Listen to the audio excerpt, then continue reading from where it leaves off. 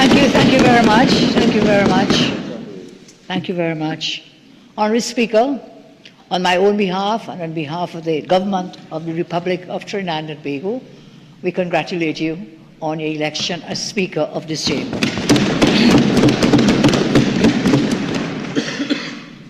I acknowledge, in her absence, the Honourable Prime Minister of Barbados, who joined us in the Chamber a short while ago. And we have a history together.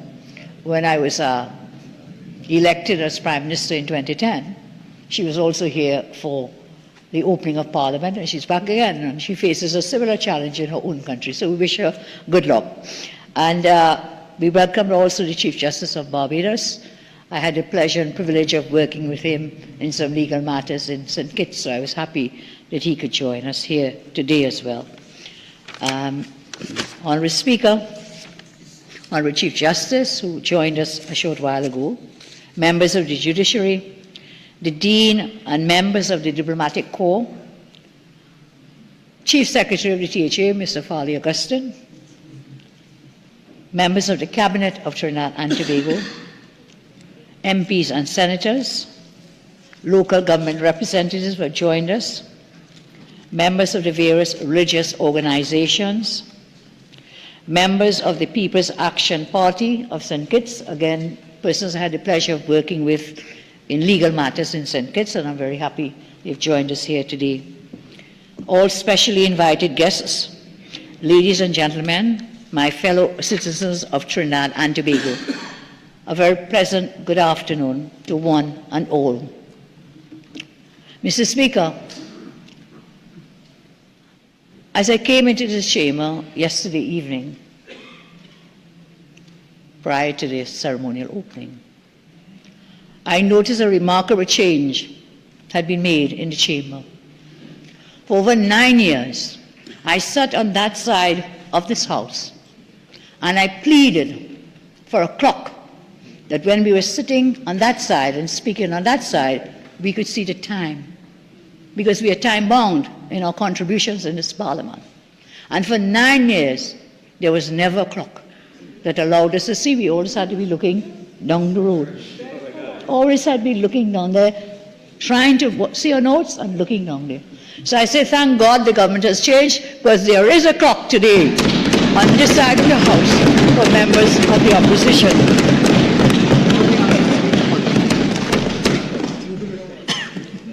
My colleagues remind me, all we want is equality of treatment. Side by side, we stand. Mr. Speaker, it is our honor to join you here today in this esteemed chamber, the chamber of our democracy, for this first session of the 13th Parliament. It is a privilege to speak to citizens, well, all of us here, and to our citizens, for the second time in our history as Prime Minister of our great republic.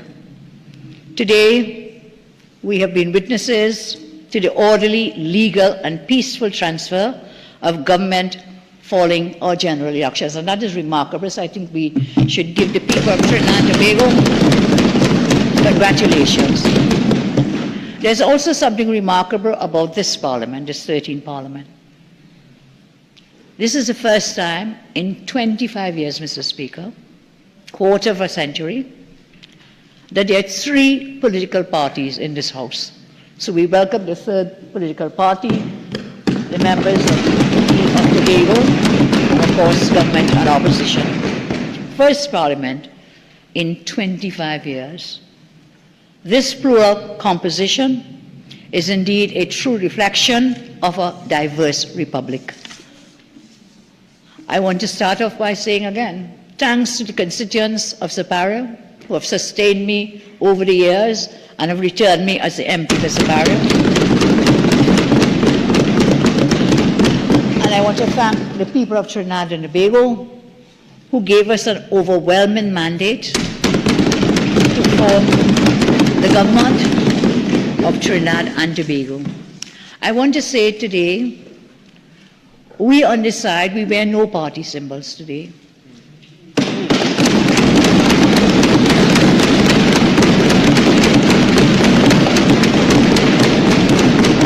We wear national flag of Trinidad and Tobago on our chest. Because we understand that the work that we've been elected to do, it must benefit all of the people of Trinidad and Tobago. It must not benefit some. And I wouldn't go into that now, it's not the time. There'll be days for that at other sittings of the Parliament and outside.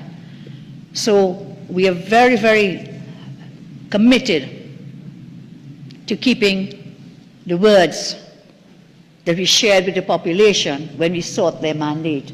And that is, we want to govern for all of the people of Trinidad and Tobago.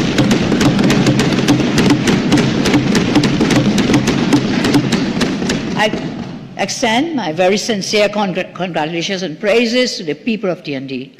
And I say and repeat it, what we all know. This house is the people's house. This house is the people's house. Every inch of this house, every wall, every seat, every table, they were built to enable representation for the voices of our citizens. And while there are not enough seats here for every single citizen, make no mistake, the presence of the people of TNT fills this chamber. Their voices echo in these walls. Their needs, their struggles, their dreams are the compass that will guide the government's every decision. Our citizens have chosen healing over harm. They have chosen compassion over contempt. They have chosen inclusion over elitism. And they've chosen accountability over interference. Almost a decade of arrogance and abuse and neglect and greed is over.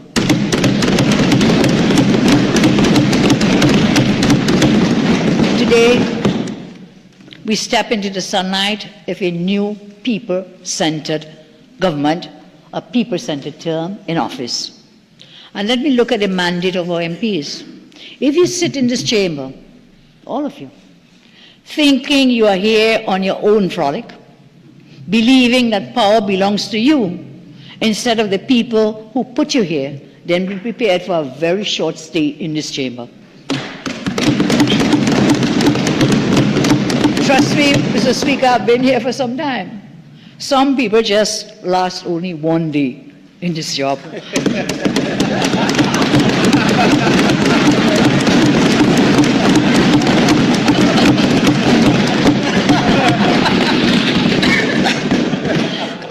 The people are paying attention. People are paying attention.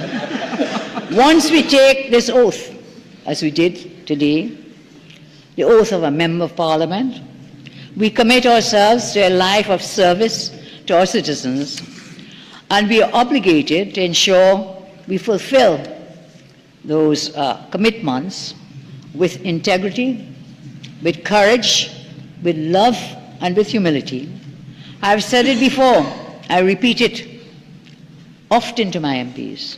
If they do not perform in the best interest and with dedicated service to our citizens, we will take decisive action against them. I said retribution would be swift.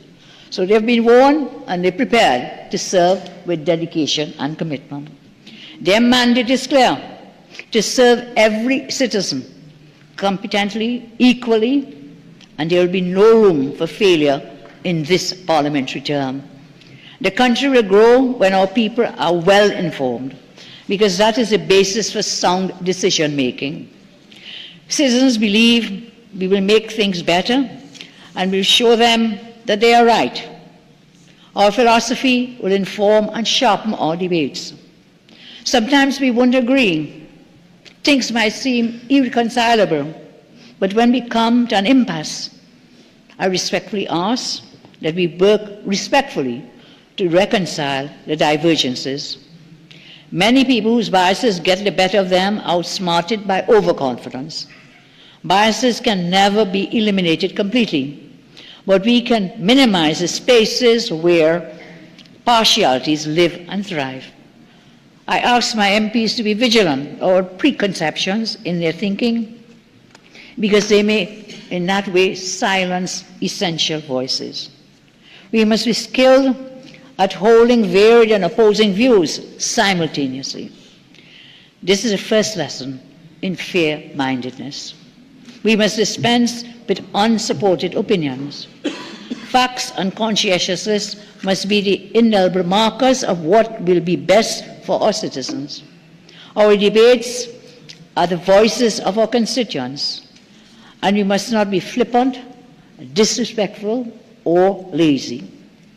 Measured we must be by one thing only: to give our beloved people their best lives, the chance, the opportunity to live their best life. Our common goal must be to remove all obstacles to their best lives. Yes, there will be challenges, but that must remain our ambition, our goal, as we strive to govern this beautiful land. This government was not built in a boardroom. This government today in this parliament was built on the doorsteps.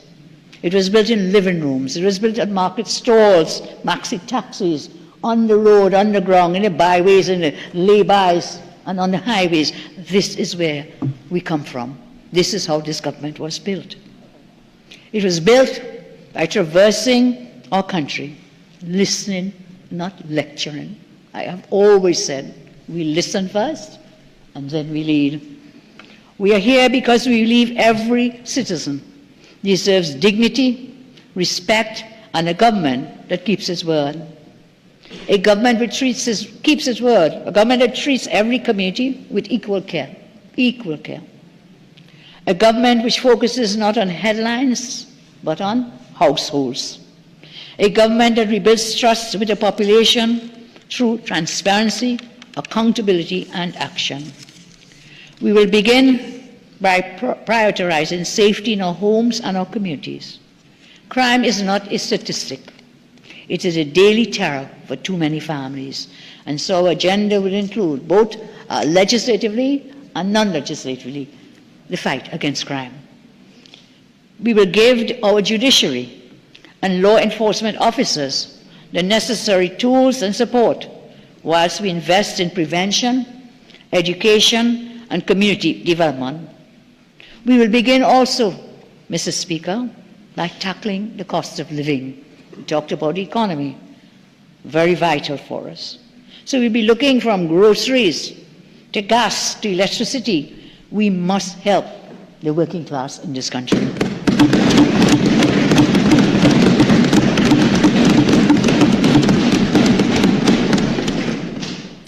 We'll also review tax burdens and negotiate fairly with labor. We'll begin also to restore the public service, not with handouts or empty rhetoric, but respect, reform, and results. We'll begin by opening the doors of government to civil society, the unions, the NGOs, the FBOs, the academics, the creatives, and the influencers, and all stakeholders in our land. We'll begin, as I said, by opening the doors to all stakeholders. We need you. We need you if we are to govern effectively. This is your country. This is our country. And so the future we seek must be built together. Let us create a nation where every region of our beloved state gets a fair opportunity. The independent Senate bench of the last two parliament terms has been amongst some of the not best ones in our history, and I trust that in this dispensation, in this state in parliament, that we will get some true independence, because that is what holds the balance between the opposition and the government. So we need those balanced voices. It is noteworthy, I believe there are 7 new members out of that bench. They are new members. Out of 9, only 2 have been returned to that independent bench. I welcome them. I welcome the 7 and urge them not to be misled and influenced by biases and behavior that could redound not to the benefit of TNT, but could damage the governance and the good living in TNT. Parliament belongs to everyone, not the ruling party, not the opposition, and not some independents who pretend to be independents, and certainly does not belong to any fake elites. We are cognizant that our citizens have given our government a 3/5 majority. That's a very special majority.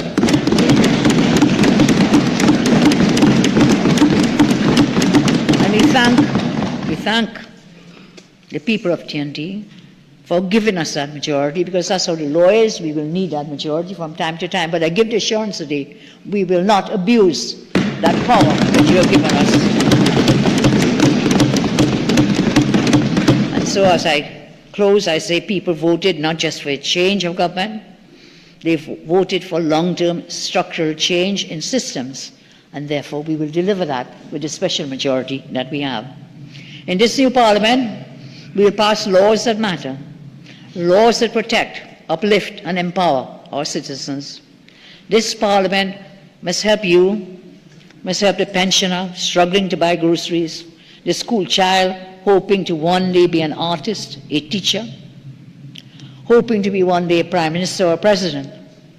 And it will also be for the single mother who keeps going on and on despite all the odds. They are the reasons why we are here. And so we must fix what has been broken. We must restore jobs, incomes, and confidence. We must rebuild education, healthcare, and national security. And I say, we must reignite the engine of growth, particularly in energy, manufacturing, agriculture, and of course, we have created a Ministry of AI. Her Excellency mentioned AI. Maybe she's been reading some of our documents, but we did create a Ministry of Artificial Intelligence. I'm very cognizant and very conscious of the vital role of technology and, of course, of AI, artificial intelligence, and all that goes with it. We intend to really modernize our country and the governance systems, using where we can, all we can, whatever is available. We will also invest in people, reward hard work, and of course protect the vulnerable. Let us be clear, this will not be easy. We are very conscious of that. It will not be easy, but that will not deter us. We are committed to achieving these ends. With the support of the people of Trinidad and Tobago, and with God's guidance, we will do the best to get the job done. I always say, and I repeat, we will put God in front and we will walk behind. We will put God in front and we will walk behind. This Parliament can lay the foundation for new political culture rooted in merit. We will deliver and do so with humility, urgency, and integrity. We will be a government of inclusion and equal opportunity where everyone matters and everyone has a chance to succeed. This, I say today, is our contract with the people of Trinidad and Tobago. We will not be perfect and we will make mistakes, but we will always listen and correct our course. We will do it together, government, opposition, civil society, and business, youth and elders, men and women, Trinidadians and Tobagonians. So let the bells of democracy ring once more across our nation. Let this 13th Parliament be remembered as a Parliament where TNT found itself again. Let it be the Parliament that restored our confidence and our nation's dreams. And let our future generations say that this was a moment we stood together as one people, with one purpose, under one flag, to build a greater and glorious TNT. Let the work begin. Let the winning for everyone begin. I say, may God bless the people of Trinidad and Tobago. May God bless our Parliament. And may God forever bless the Republic of Trinidad and Tobago. I thank you very much.